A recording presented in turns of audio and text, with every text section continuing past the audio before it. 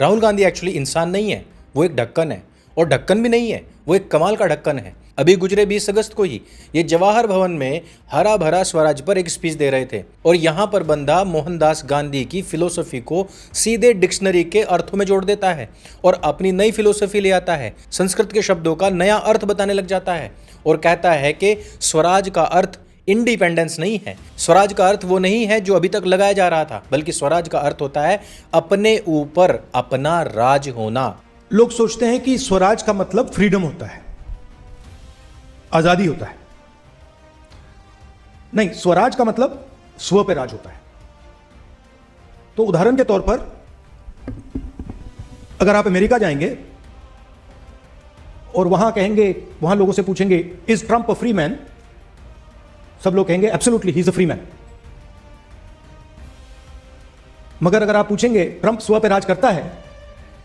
तो जवाब मिलेगा, क्लियरली जवाब मिलेगा नहीं करता है। देखिए, इस कमाल के ढक्कन की बात समझिए कि जिस समय पर हमारे आंदोलनकारी, हमारे क्रांतिकारी जेलों में सड़ रहे थे और वो जब कह रहे थे कि हमें अपना स्वराज्य चाहिए, जब वो कह रहे थे कि स्वराज्य हमारा जन्मसिद्ध अधिकार है, तो वो अंग्रेजों को ये नहीं कह रहे थे कि भाई हमारा देश छोड़ करके चले जाओ, हम अपने देश के ऊपर अपना शासन करना चाहते हैं, अपना स्वराज करना चाहते हैं, अपना सुराज लाना चाहते हैं। वैसा नहीं था उनका मतलब। वो कह रहे थे तुम हमारे देश के ऊपर राज करते रहो, हमें जेलों में सड़ाते रहो, हमें हंटर मारते रहो, हमें बस अपने ऊपर अपना राज करने दो। इसका अर्थ ये होता है।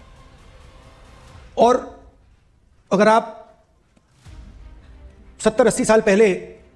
हिंदुस्तान की जेल में जाते, कमरे में जाते और गांधी जी से बात करते और उनसे कहते आर यू फ्री, तो आपसे कहते no I am not free, मैं तो जेल में हूं, मैं फ्री नहीं हूं,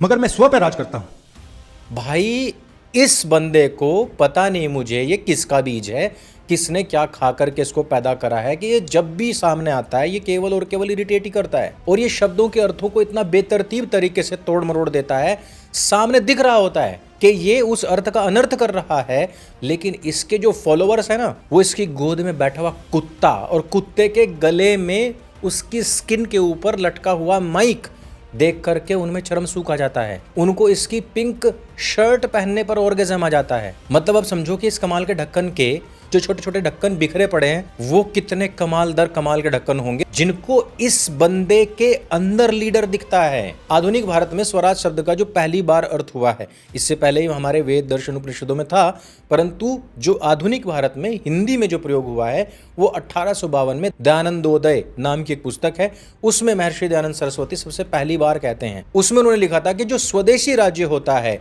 जो स्वराज्य होता है, वही सर्वोपरि सर्वोत्तम होता है, उससे नीचे कुछ भी हमें नहीं चाहिए। और स्वराज का अर्थ क्या था? स्वदेशी शासन होना चाहिए, अपना विधान हो, अपने लोग हों, अपने लोगों के लिए स्वयं से हम अपनी शासन प्रणाली बनाएं, ना कि अंग्रेजों की इंपोर्टेड कोई शासन प्रणाली बने। इसका अर्थ सीधा सीधा स्वराज से लगाया गया था और इसी को ही और आगे बढ़ाते हैं तो सुराज यानी कि सुशासन किया जाना, इसको कहा था। इसका अर्थ ये नहीं था कि अंग्रेज हमें हमेशा के लिए गुलाम बना करके रखें और हम बस अपने ऊपर ही शासन करते रहें। दरअसल आपको भी पता है कि मोहनदास गांधी अपने आप में एक फिलोसोफर बनने की कोशिश करता था और आज की तारीख में भी वो एक ओवररेटेड फिलोसोफर है। तो उसी ने ही हिंद स्वराज के अध्याय 14 में एक बात लिखी थी। उसने कहा कि स्वराज का अर्थ होता है अपने ऊपर शासन करना। तो एक्चुअली ये स्वराज का अर्थ नहीं था, ये उसकी एक फिलोसोफी थी। उस फिलोसोफी को समझने के लिए पहले आपको अष्टांग योग समझना पड़ेगा, उसके बाद आपको आत्मानुशासन समझना पड़ेगा।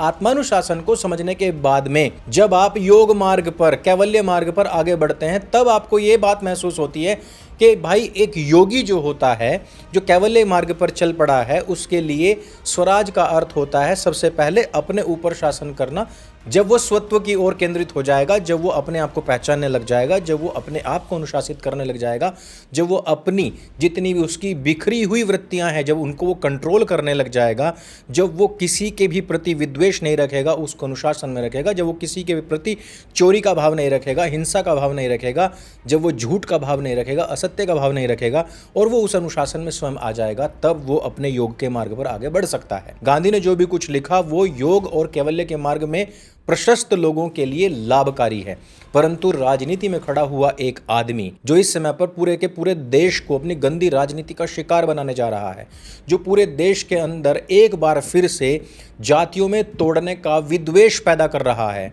जो व्यक्ति बार बार कह रहा है कि अमीरों का धन छीन करके गरीबों में बांट देना चाहिए और इसी से इक्वालिटी आएगी, जिस व्यक्ति को देश के अमीर लोगों से सख्त नफरत हो चुकी है, जो अपनी ही बातों को बार बार काटते हुए कहता है कि इस देश को कुछ बिजनेसमैन लोग नहीं चलाएंगे, और दूसरी तरफ यही दोगला आदमी बार बार ये सिद्ध करने का प्रयास करता है कि नहीं, इस देश को केवल एक ही गांधी नेहरू परिवार की 4-4 पीढ़ियां ही चलाएंगे और उसके कुछ ही लोग मिलकर के चलाएंगे। तो क्या इस दोगलेपन को हमारा देश नहीं समझ रहा है कि हाँ भाई ठीक है, हमने मान लिया कि इस देश को कुछ अमीर लोग नहीं चलाएंगे और ना ही वो चला रहे हैं, लेकिन दूसरी तरफ ये भी सत्य है कि इस देश को एक ही गांधी नेहरू खानदान के चंद लोग मिलकर के नहीं चला सकते। लेकिन ये नेहरू गांधी का सड़ा हुआ बीज हिंदुस्तान की जनता को असल में कैपिटल सी समझते हुए बार बार अपनी ही बातों को काटते हुए इस प्रकार के स्पीच देता है, ताकि वो हर एक मानसिक दिवालिये को किसी ना किसी अपनी ट्रिक, किसी ना किसी अपने स्पीच, या फिर कुत्ते को गोद में बैठा करके, या फिर पिंक शर्ट पहन के, या वाइट टी शर्ट में अपने डोले दिखा करके बस वो किसी भी तरीके से अपने वोट बैंक को पटा सके। देखो, मैं नहीं कहता और ना ही मैं मानता हूं कि राहुल गांधी के ये सत्य बताने से उसके चमचों के ऊपर कोई फर्क पड़ेगा, परंतु हमारा काम है इस प्रकार के जितने भी आंशिक सत्यों के पीछे छिपे हुए बड़े बड़े असत्य हैं उनको उजागर करना। राहुल गांधी के स्पीचेस से पता लगता है कि उसके पास में देश को आगे बढ़ाने का कोई फंडा नहीं है, कोई तंत्र नहीं है, वो केवल और केवल दोगली बातें करता है। इन सभी विषयों पर आपका क्या कहना है आप हमें नीचे कमेंट करके अवश्य बताइएगा। अगर ये वीडियो आपको अच्छा लगता है, जानकारी से भरपूर लगता है, इसको सबके साथ में शेयर अवश्य करें। जनता दरबार आपका अपना प्लेटफॉर्म है, इसको स्वयं भी सब्सक्राइब करें, अपने मित्रों से भी करवाएं। और अगर आप हमको सपोर्ट करना चाहते हैं, हमारा काम आपको अच्छा लगता है, तो इस QR कोड के माध्यम से हम सपोर्ट भी कर सकते हैं। मेरे संग बोली सत्य सनातन वैदिक धर्म की जय। जय हिंद, वंदे मातरम।